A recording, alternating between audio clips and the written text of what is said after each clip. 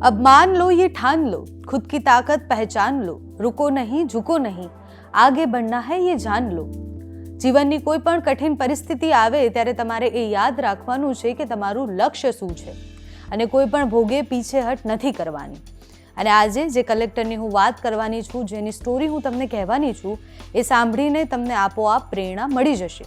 તો ચાલો આજે વાત કરીએ નવસારીના કલેક્ટર અમિત પ્રકાશ યાદવની। નમસ્કાર, અમારા ખાસ કાર્યક્રમ કેવાયસીમાં આપનું સ્વાગત છે। આપની સાથે હું છું પાયલ।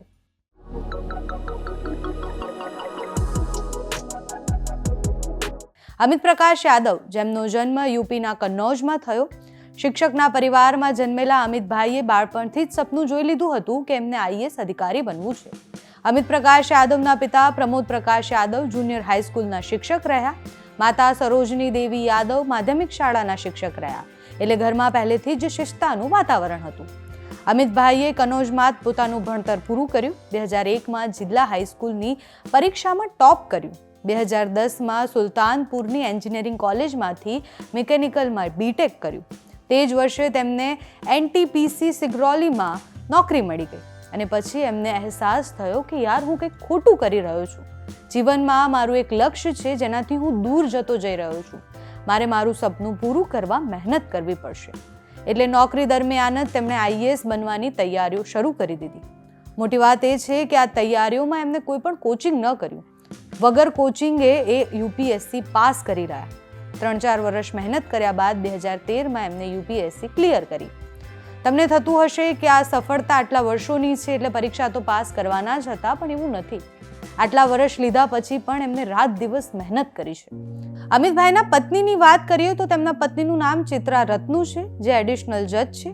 હવે આ તો સંઘર્ષ અને સફળતાની વાત થઈ, પણ આઈએએસ અધિકારી બન્યા પછી અમિતભાઈની એક સાઈડ મારે તમને બતાવી છે, એક સરસ મજાની સ્ટોરી સંભળાવી છે। 2019ની વાત છે, જ્યારે અમિતભાઈ આણંદના જિલ્લા વિકાસ અધિકારી હતા। ત્યારે જ્યારે પણ સરકારી હોસ્પિટલમાં કોઈનું મૃત્યુ થાય ત્યારે અમિતભાઈ ત્યાં પહોંચી જતા હતા।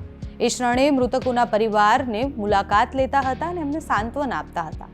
એવી જ રીતના એકવાર વાસદ સરકારી દવાખાનામાં એક સગર્ભાએ દીકરીને જન્મ આપ્યો અને ત્યારબાદ તેમની માતાનું મૃત્યુ થઈ ગયું। આ ઘટનાની જાણ થતાં જ અમિત યાદવ ત્યાં પહોંચી ગયા। પરિવારની મુલાકાતે પહોંચ્યા ત્યારે નજર પડી એક હસ્તી અને દુનિયાદારીથી અજાણ અને માતાની છત્રછાયા ગુમાવી ચૂકેલી એક દીકરી પર।